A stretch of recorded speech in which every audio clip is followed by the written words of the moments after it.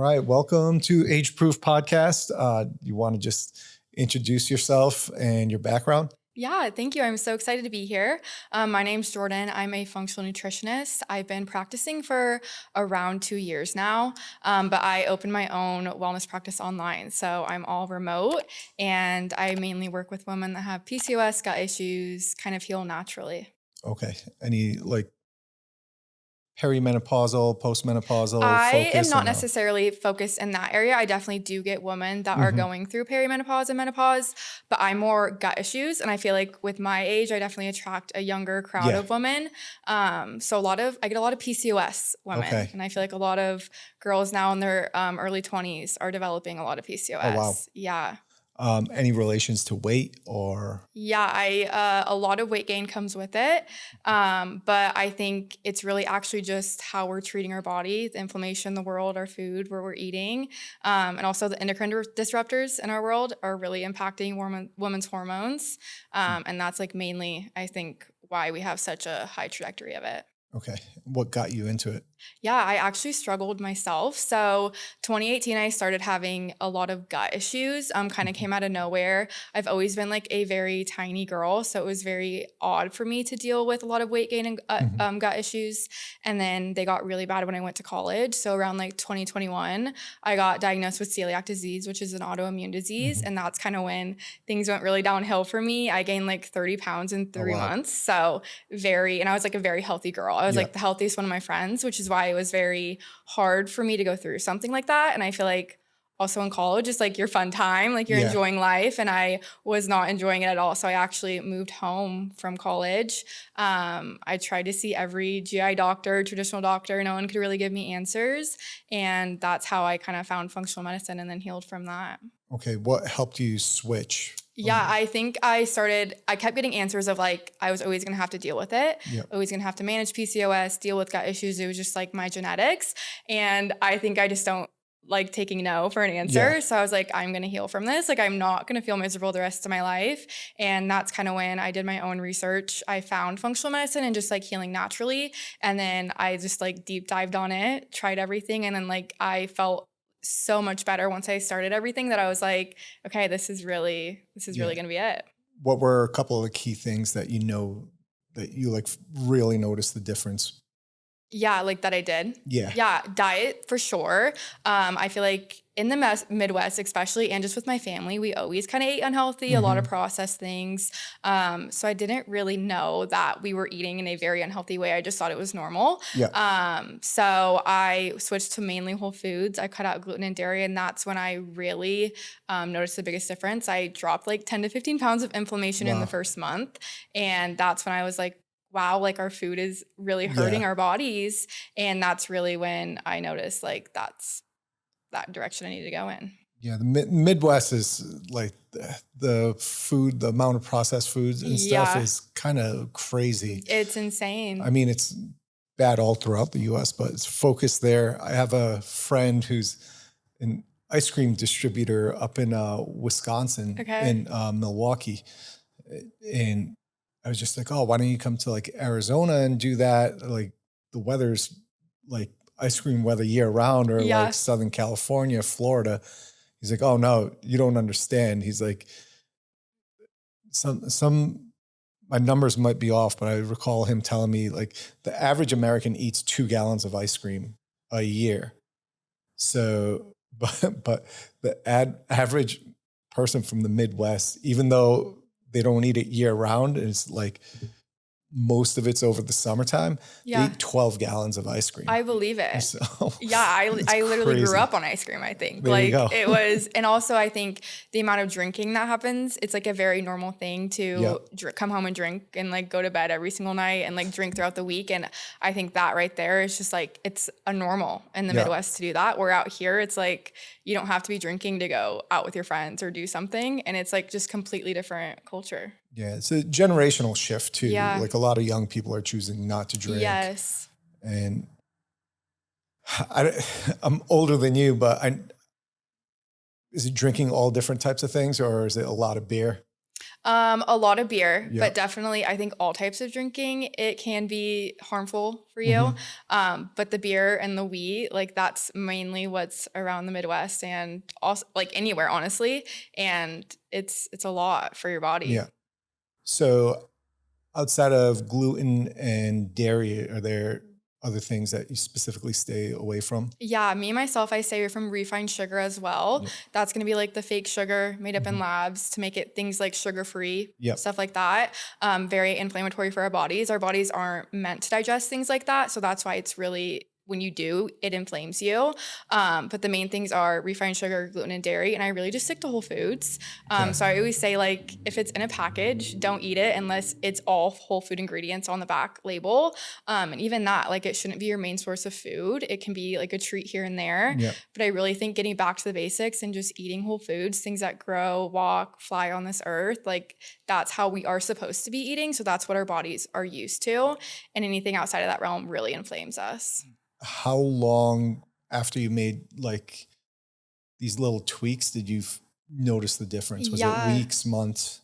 For diet, the inflammation wise, within weeks, I felt so much better. I had a very complex case. So I had PCOS, gut issues. It took a lot of internal healing to do. So overall, my healing journey was probably like 2 years till I like really felt like 100% in good Yeah. health. But it was like little changes throughout the years. I eventually would like be like, oh wow, like my energy's back, or oh wow, my hair is growing back. So those things were kind of slower, but inflammation wise and weight wise, like almost right away, Okay. dropped off me once I kind of switched my diet. Were you drinking throughout the week too? Yeah, so I mean, I started drinking before I should have. That's just like I feel like in the Midwest, small town. So I had been drinking for a while, and even in college it was like a Tuesday through Sunday thing. You would go out and drink with all your Yeah. friends. Yeah. Same And here. that was like when I moved home, like another thing that I completely cut out of my diet. And I feel like it's honestly a scary thing once you realize how horrible it makes you feel, Yeah. that it's like, wow, why was that such a normal thing for me to just keep doing? And like you wake up the next day and feel horrible and you're like, oh, I'm just hungover. Like it's normal. Yeah. But really it's your body being like, I can't take this anymore. Like this is way It's too much for my poison. system. Yeah. So that was a huge, and even now, like if I go out and have a drink, I instantly like, I'm like, my body does not want this. And I think it's just because I've gotten so used to feeling good and lowering inflammation that now like anything little like that I used to Yeah. have all the time, it just is like, I do not want it. Yeah. They generally say don't drink after like, I think like 8 p.m. and only have like one drink. Yeah. For me, if I have one drink after 5, it destroys my sleep. Yeah. Like I wake up in the middle of the night. I don't get full rest. And then like just looking at my sleep parameters, they're all out of whack, like no deep sleep, tons of snoring, and usually never one drink either. Yeah. So yeah, that just recently like altogether stopped too. And it makes a world of a difference. And it definitely destroys your gut health too. Yeah. Yeah. So, what other ways can people try to control their gut health? Yeah, I always say right away, get testing done. I feel like there's so many things going on within our gut that people will just throw random things at it. There's so many supplements out there. There's so many diets that I feel like people are always trying. Yeah. And a lot of times that can be worse for you if you don't know what's going on with your gut, especially if you are dealing with a lot of gut symptoms. So I always recommend getting a GI map test done that shows us like how your gut's functioning, if there's any bacteria in your gut, pathogens, things like that. And then from there, you can go through a gut healing protocol. I always recommend someone do that at least once in their life because our gut health truly is like the center of our health. And usually if you are dealing with symptoms, it always ties back to your gut. So I think once you go through a gut like healing protocol, it's like for the rest of your life, you kind of have your health under control because you have taken the steps to get there. Okay. And what are some types of gut healing protocols? Yeah. A lot of it is kind of bringing down the inflammation. So like I said, anti-inflammatory diet, that's what I put most of my clients on. Obviously, if it's a pretty extreme case, you can do like low FODMAP, things like that. But generalized, I like anti-inflammatory. And then from there, it's always kind of doing like a series of a protocol. So usually that first month, you want to open detox pathways, really kind of get your body prepared to then go through a gut healing protocol. And then it's things like antimicrobials, which will go in and actually kill off bacteria in your gut, help your good gut microbiome like flourish, and then really go through healing as well. So there's so many supplements out there that can help your gut heal, but there's also so many things that can be going on with your gut that I always recommend knowing what's going on before you kind of try these healing supplements. And then like trying the supplements one by one, seeing like what's working and what's not. Yeah. What are some of the most common pro-inflammatory foods that people might not think of?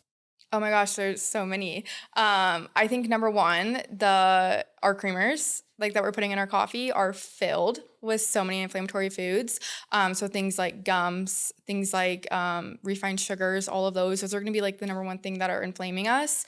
I also feel like there's so many, things out there like pastas or even like the bread that we're eating, like it's such processed forms of it that it's wrecking our digestive system. And people just think that's like the normal and how they should be eating. Yep. So I feel like, kind of the basics that everybody's eating every day, it's really actually inflaming us. Yep. But it's not necessarily all like pastas and stuff. No, yeah, there's so many good versions out there now. I think it's knowing what you should be avoiding and also what you should be eating. And I always say, like, I don't think bread's bad. I don't think gluten is bad. I just think you need to get the unprocessed version of them so our bodies can handle it and digest it. And those are going to be way better on your digestive system. What's your thoughts on dairy? I love dairy. Originally, if someone's very inflamed, I think you need to cut it out. It's going to be, even a good version of it will be inflammatory if you are dealing with a lot of gut issues. But I always want to get my clients to a place where like you can have dairy in your life again, because there's so many good benefits to dairy as well that I don't think you need to cut it out for the rest of your life. I think it's temporarily. I think it's when you're going through a gut healing protocol, it can be very inflammatory. But other than that, I think if you have good health, if you have good gut health, there's nothing wrong with having dairy. Yeah, and that's the thing. Like, we take all these protein shakes and stuff, and half of them have milk protein, like, why am I not just taking the dairy? So, I've gone back to, I stayed away from milk and stuff, trying to be anti-inflammatory. And now going back to like grass-fed whole milk instead of, getting more processed stuff. Yeah, and I think there's also so many people that will switch to almond milk, but not even like a clean version of it, which is going to be 10 times worse for your gut than a clean version of dairy would be. So I always say that to like learn before you just want to switch to kind of all these other things. Because the almonds and stuff, they grow on trees, so you got all the pesticides that like people don't realize that they don't just like make almonds, or they don't come out of an ATM machine or something. Yeah, if I ever run trees. like a map or a food panel, like seeing what foods you're reacting to, I feel like almonds is like the number one that I always see. And it's because people will switch to almond milk because they read that dairy is so bad for them, but then it's like so overloading on your system that you're so quick to then get an intolerant to it as well, because it's just so inflammatory. Were you lactose intolerant growing up? No.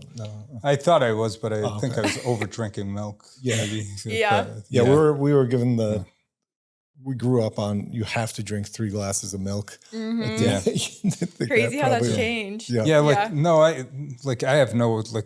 drink the milk I get for my kids, and I always get like the grass-fed milk, whatever's top shelf. Yeah. And no, it tastes great. And like, I even put in whey protein in it. I don't have any issues with it. So it always feels pretty clean. And even cheese. And like, one of the things with cheese is like, I'm like, these kids love this cheese and they don't want to eat anything else. And then like, I look at the package, I'm like, shit, this stuff's got tons of protein. It's probably got good amount of healthy fats. If you're getting the right unprocessed cheese, that's, that stuff's good for you. So like, I'm like, anytime they want grilled cheese or whatever with like made with healthy bread. So it's good for I think it's so important too to have kids eat cheese at a young age, because it's when you cut it out for even like starting so young, if you don't have it for such a long time, you will grow kind of intolerant to it because your body's not used to it. Where it's like, I think it is detrimental to kind of pull those right away as children. What I found was, like I did the Viome GI map or whatever, the food allergies and stuff. And like, they sent me some probiotic. I don't believe in their stuff. People say they've tested it and like people talk about it, but these days a lot of the stuff's like marketing ploy. So it's like whether their like microbiome build, whatever powder they have, is any different than anyone else's, like was questionable. But like what I found was like, I'm allergic to like peppers, like sweet peppers, not the hot peppers and stuff. So like nightshades and stuff, and even tomatoes, I kind of like, I stay away from tomatoes and like and what I've noticed is people put peppers in so many things for flavor. And like, I actually feel like shit when I eat it. So, and it might be an afterthought, like, but like, I always like, I didn't like the taste of it cooked. And then like, as I eat it, I also feel like it was definitely more inflammatory than like milk or anything like that. Yeah, that's actually very common with people that have autoimmune. Yeah. So like AIP diet will take away a lot of nightshades until you kind of go through and like heal that, and then you don't react to them anymore. But that's really common with like autoimmune disease. And how about, what's getting pretty common nowadays? What do you think about the parasite cleanses and stuff all these people are doing? Yeah, I don't think anybody should be doing them by themselves. I think also the ones that people are advertising are not going to do anything for you. Yeah. I always say test before you do anything, because you can make your gut 10 times worse if you don't know what you're attacking. There's so many things that can happen with a compromised gut, but they all come out at the same symptoms. That's why it's like you could have a bacterial overgrowth, you could have a pathogen, you could have H. pylori. All these are 3 different things that could be in your gut, which is 3 different protocols you would be doing. So by going and doing a parasite cleanse, if you don't have a parasite, like that's going to be way too much on your gut, especially if you're already dealing with a compromised gut, that people are actually just making things worse for themselves. I think people are buying it on Amazon. Yeah, I'm like, anything. I'm like, do you know what's in there? They have no clue. Yeah, I know. Just took it. Yeah. So like, I saw disgusting stuff coming out. I'm like, it becomes a trend. Poop. It's just poop in different forms. Yep. And like added some mucus to it, so you think it's different. So yeah, not a fan of those. Yeah. How do you connect gut health to like hormone health? Yeah, if anybody is dealing with any symptoms, even like PCOS, anything like that, I always look at their gut health first. Your gut is literally the center of your health. And I'll say it over again, if you're dealing with a compromised gut, you're going to have symptoms everywhere. So a lot of times it will start off as poor gut health, but you ignore it for so long that then it can turn into an inflammatory thing in your body that it's like affecting your hormones then as well. So having an inflamed gut can cause high cortisol. It can cause you not to be producing enough hormones. It can cause you to be backed up, meaning that you are recycling hormones in your body, which then meaning you're having too much estrogen in your body. You're not having enough progesterone. And it's like, always look at the gut health first, because it truly is creating a lot of other diseases, even autoimmune. I always look at the gut health first, because it truly, as soon as that's compromised, everything else in your body can follow as well. Yeah, well, it's a huge immune organ throughout your body, like multiple organs, but like there's a lot of immunoglobulins and stuff, skin and your gut, because both are exposed to outside environment. Yeah. So they tend to have like severe immune response to it. Yeah, like for me, I always do like I use the ultimate GI repair. Like anytime I go out of the country or I feel like I'm more inflamed, where at my age, I'm like 46, like you start getting, if I start getting aches or like lower back pain, I'm like, all right, there's something going on in my gut. Yeah. I'm like, got to calm the inflammation before anything else. Just like we were in Tokyo and my wife, she got sick and she's like, my back, because at the beginning of our trip, her back pain had actually gotten better once we were in Tokyo, because like, I think just the food and everything was less inflammatory and she was taking the peptides. And then like towards the end, she started to get sick and she's like, my back pain's like worse than ever. And like nothing was helping it. So as she got inflamed, like everything else started hurting. Yeah. So, and that's kind of the way I feel like if I'm getting sick, I can kind of tell like with feeling pain, aches and pains elsewhere. And looking for the, what's going on. And sometimes it's the gut. You got to go after the gut first before anything else. I think a lot of people don't know that like joint pain and back pain and even like anxiety or depression, like that is inflammation in your body. Yeah. And I think a lot of people don't relate the two. So I always say, if there's inflammation in the body, there's a root cause to it. There's something that's causing this inflammation to rise. And that's always where I say getting testing done or looking at your gut is always going to be the first step there before throwing random things at it. What are some common allergies you see that almost everybody has? Yeah. You mean to foods? Yeah. Yeah. Gluten and dairy are going to be the biggest ones. When you have an inflammation in any way, they're like the number one drivers of inflammation.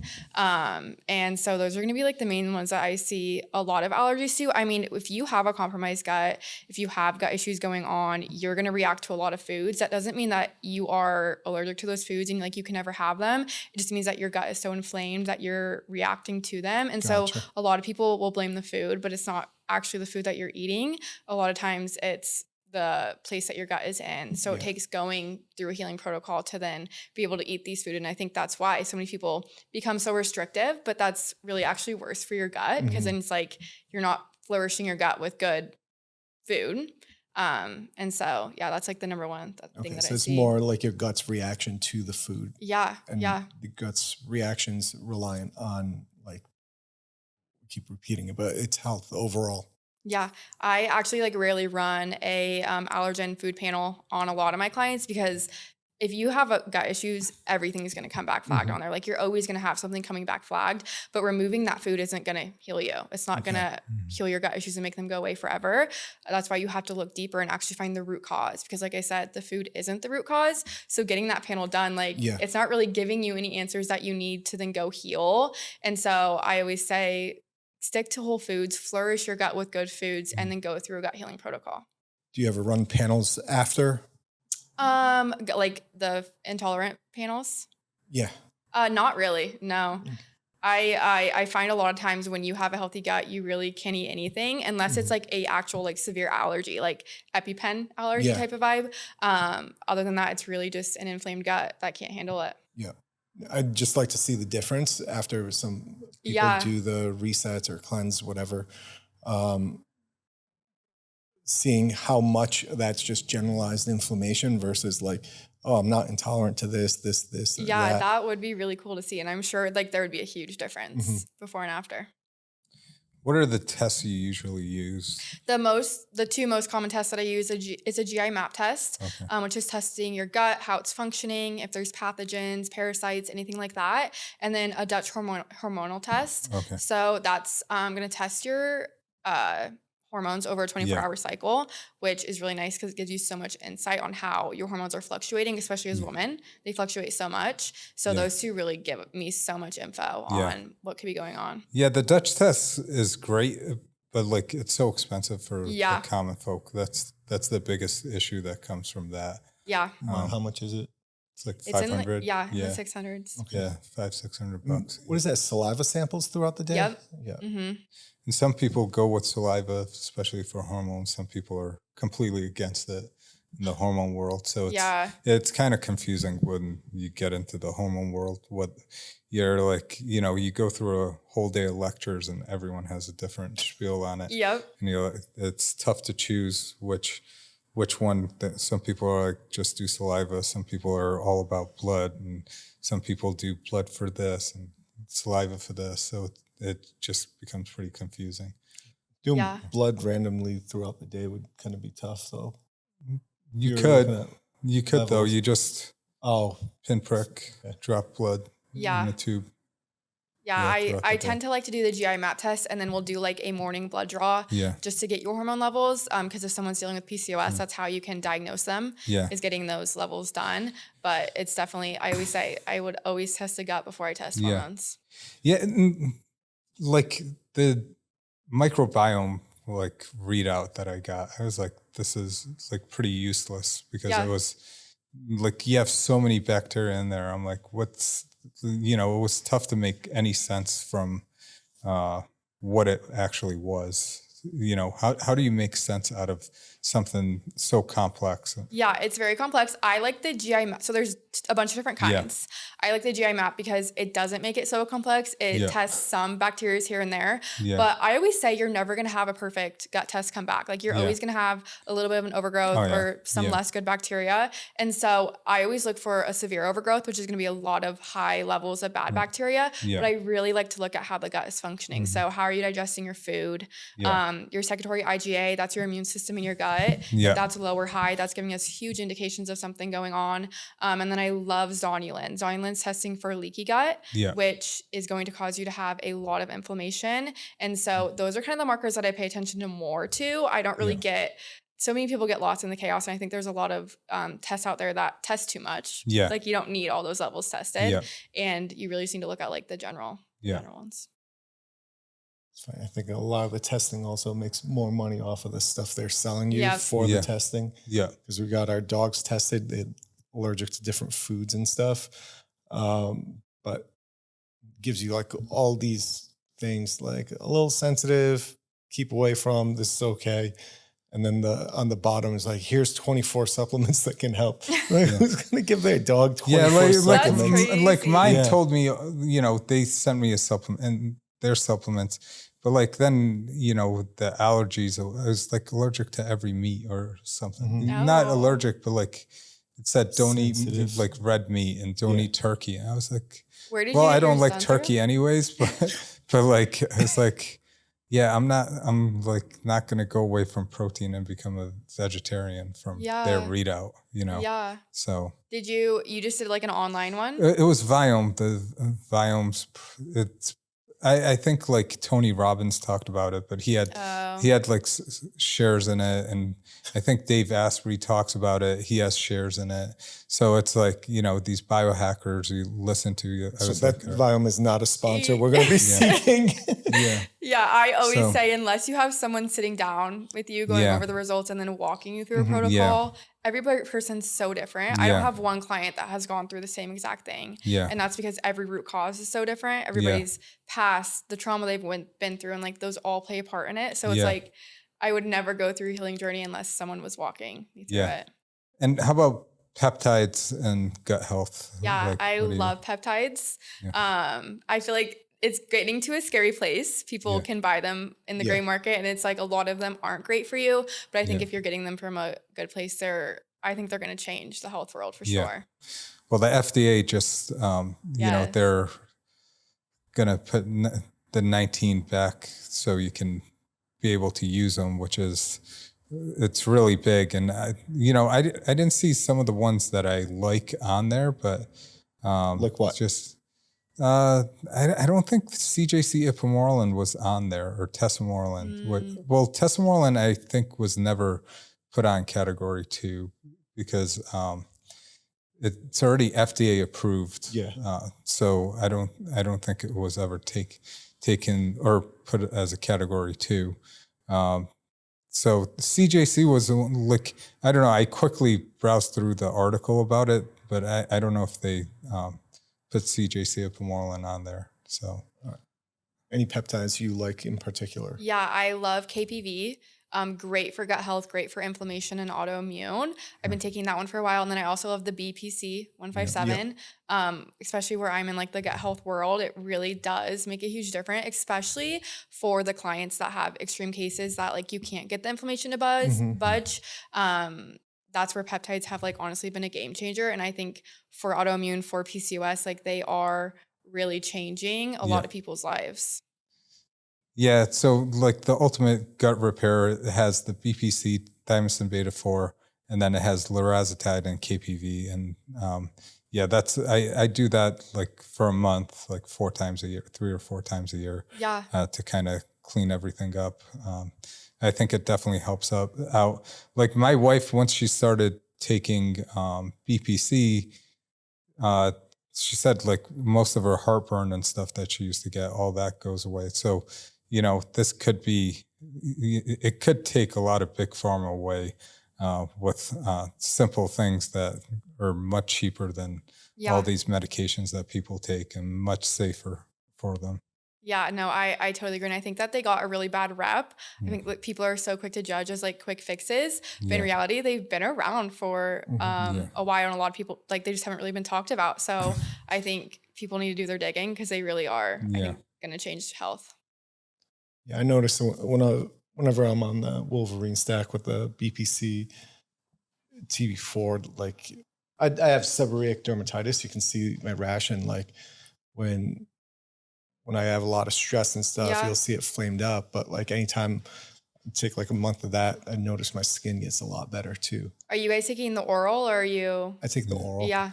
I do both. Right now it's the oral, but like I'll cycle BP, if I feel like I need something stronger. But like I like to do the oral and then I'll take a month off or 2 months off. Not that you need to, and then do injectable form for a few months. So how about you? I do injectables. I think where I've had so many gut issues in the past, it's like to trust your gut to digest it, especially if you have a compromised gut. I think injectables is a great place to start there and then kind of moving to the oral form. But if you have a compromised gut, like you want to take away a lot of pressure on it that you can. And so the injectables is going to be like your fastest way to kind of get that with that. What's your thoughts on the trends towards GLP-1s? I love them. I think if they're used in the right way, I think they get a really bad rep because people think they are quick fixes, but they really are helping so many women that have PCOS and have this blood sugar dysregulation. I always say the number one thing with PCOS to heal your symptoms is to regulate your blood sugar. And where that can go in and do it for you instantly, it really is changing a lot of people's lives. And I think it should be something that a lot of people with PCOS should take. Yeah. And we have a tough time, like with the PCOS patients, like talking them into this is, they're so scared to take it and it's so good for them. Yeah. And they're just like, I'm like, no matter like you tell them all the benefits that they can get, especially with their PCOS symptoms and just overall quality of life, and like they still don't want to take it, it's kind of crazy. I think it's the rep that it gets. I think there's so much judgment around girls, especially young girls, because it's instantly like, oh, you just want to lose weight or you just want to get skinny. And I think that there's so much more to it than that. And I also think that's great. If like it's giving you your confidence back, who's to judge especially that for PCOS. PCOS, although, like for us that we see PCOS and we know what it can look like at its worst. And like I feel bad for the people because like it just builds this body habitus. You have like no confidence in yourself and like you can't lose weight and your hormones are out of whack and you just feel terrible. Like, this is something that could help you out. But like some people with PCOS could even look healthy, but they're not. Yeah, I think that's the number one thing is people will look at you and be like, but you're healthy. But it's like inside you feel miserable. Imagine getting attacked from every aspect of your life, gaining weight, having acne, losing hair, having a horrible mood. Like it feels so out of control. When I had PCOS, I always said it felt like I was living in a body that wasn't mine. I'd look in the mirror and I like wouldn't recognize myself because it can turn on and flip a switch. And like overnight, I said I like gained 30 pounds and it was insane. And I felt so out of control. I was so healthy. So it was like, what else can I do to no longer deal with these symptoms? And I think, a lot of it is getting it to calm down and then putting the habits in place to then no longer deal with PCOS in the future. But it's like to get those habits in place and get your body to respond can take a while. So having the GLP-1 to like really help you get there right away, it's so useful. Yeah. So people are skinny shaming now? Yeah, it's everywhere. So what's your GLP-1 of choice, would you say? I like tirzepatide. Okay. I think that retatrutide, I haven't done my research on it as much, but I feel like for PCOS girls, if you're already on tirzepatide, switching to retatrutide, they're not seeing the best benefits with it just because it's not as potent, I would say. But that's kind of where I think with PCOS, like if you blend some of them, I think you have a much better response than doing them alone. Although there's no like real, people just do like tirzepatide, like in between and middle of the week as they do retatrutide. But, I've read like some people having great results with even the mix of semaglutide and tirzepatide together, because the tirzepatide, it acts on GLP-1, but it's not as strong actor on GLP-1 as semaglutide is. Okay. It's more, but the tirzepatide is more active on the GIP receptors, which it's 100% effective versus the semaglutide. I think it's like 50 or 75% effective on the GLP-1, or tirzepatide is on the GLP-1 receptor. So, yeah, I've seen a lot less symptoms with the tirzepatide than the semaglutide, which is why I think I kind of went that route if I ever recommend it. Yeah, most people do. And the weight loss is much better with the tirzepatide. Yeah. Mm-hmm.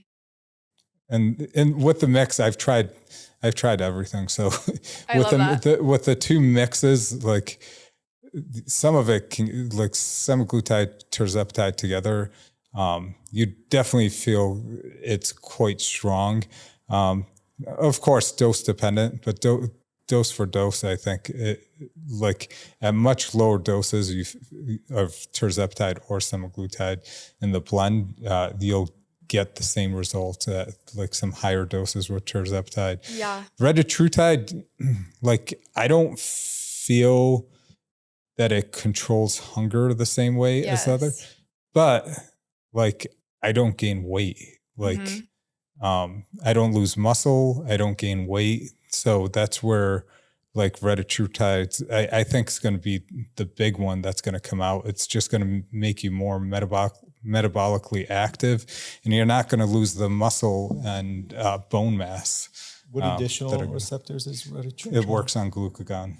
Yeah. Yeah. You're going to make me want to try it. I think it's the best thing out there. Yeah. Like I started 3-4 months ago. And like, I think it's the best thing. And like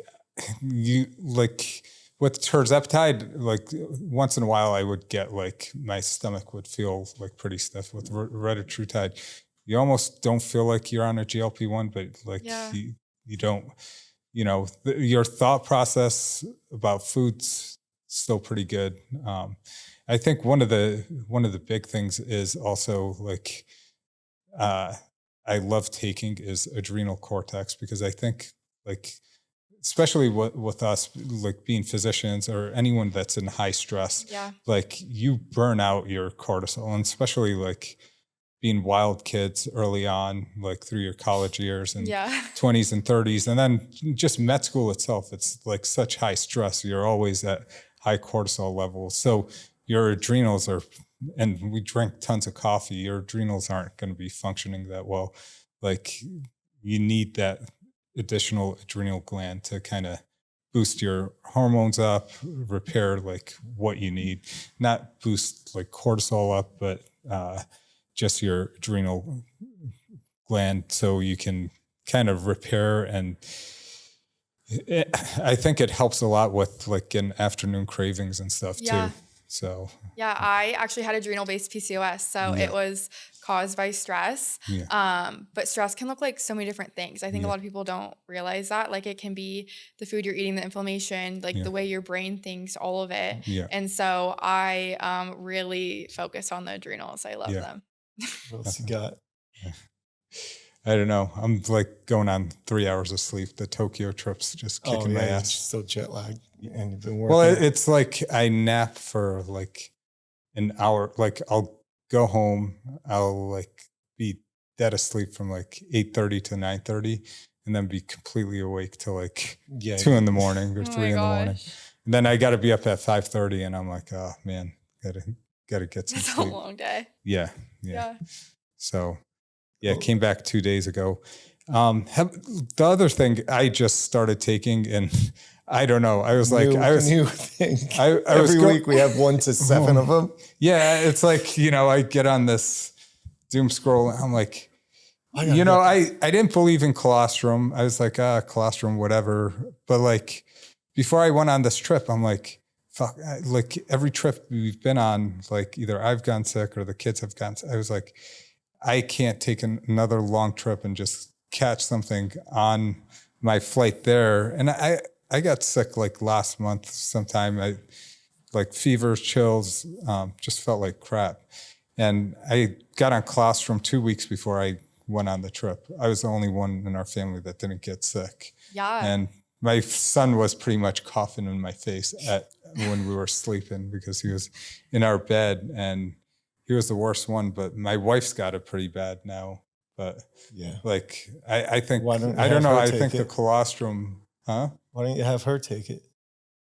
It's oral, I don't right? know. Yeah, she doesn't like taking pills. Yeah. Oh, you take a pill version? Yeah, okay. I should just mix it into her morning coffee. I always and they're like flavored good if you get it kind. Yeah. But the immunoglobulins, like I always recommend that to my patients when they're traveling because it's your gut immune system. Yeah. And so even when you're going through healing protocol, I put every single one of my clients on it because it's like having a good immune system in your gut is going to help your gut fight off getting infections or sickness. Yeah, I have both forms of it. I have the pill form and I bought powder form too, but I just take, the pills are so easy. They're so easy. Yeah. So how does it mix? Like I haven't used the powder form yet. Does it mix pretty easily? Yeah, I like put it in my morning water. So my first big jug of like hydro jug water, 40 ounces. I put so many things in there like L-glutamine, colostrum, aloe vera, and it's like it doesn't taste grainy. It just tastes like water. Yeah.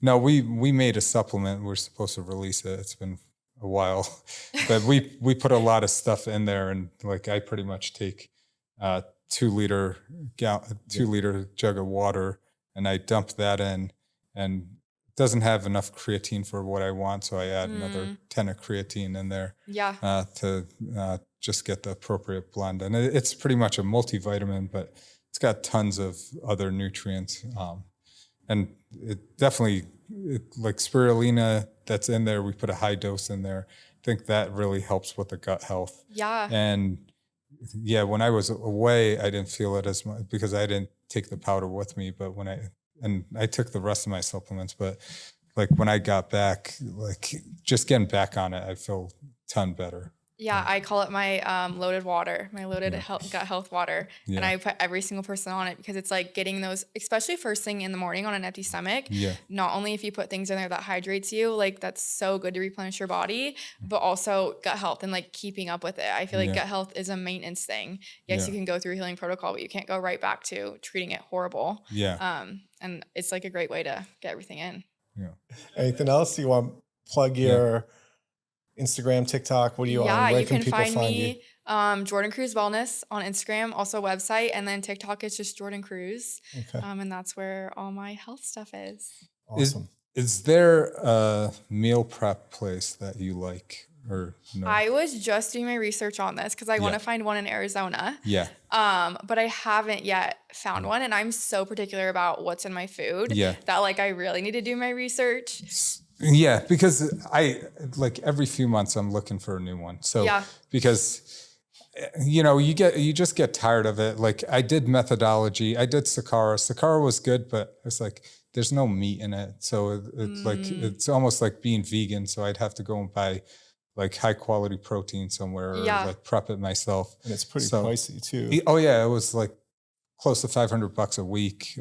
It's like $30 for this bowl of like just mixed greens. Yeah. Oh my God. Yeah. And it's very colorful. It's tasty, but some of it, becomes, and then methodology, I get like, now I find out it's not like all that organic. It's more performance based, high protein, but they put way too much, I think, like pickled stuff so it kind of tastes weird. And like when you have it in the fridge for like a week, it kind of starts to build gas and weird stuff. And I'm always wondering like what that's going to do to your gut health and microbiome and everything. Fermenting. So in Arizona, Eat Clean Phoenix has organic, grass-fed, and like their stuff's good.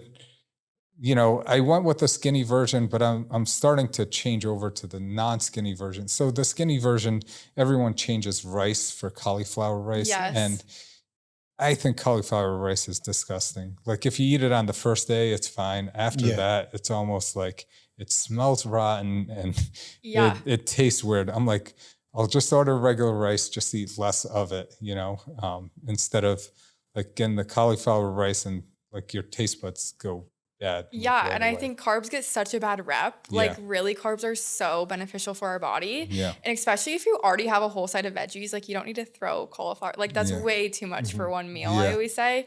And especially as women, like carbs are for your hormones. Like they are so beneficial that I would always get rice over cauliflower. Cauliflower is not really beneficial at all, right? It doesn't have any nutrients. It's like a leaf of lettuce. Yeah. Mostly water content. Yeah. So that's the switch I made.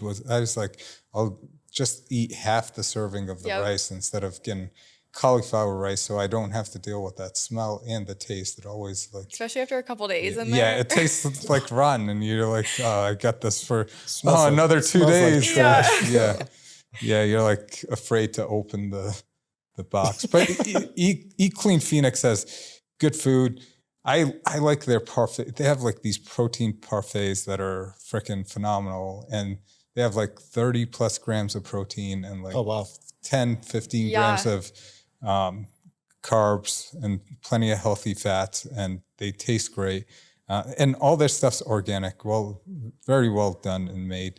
There's a few other ones that popped up, but like I can't find like how organic they are or like how they're cooked and stuff. I just found one last night that I really liked, and it was Whole Foods, grade A, grass-fed finished, but they were gluten-free, dairy-free as well, which I feel like is kind of hard to find in a lot of these. And then she was also still very small, which I think I like the feeling of that because it's like she shares her story and like the reasoning behind it. And I feel like a lot of people, they'll say things are organic, but then like fill it with seed oils or like things like that, or like not the best version of it.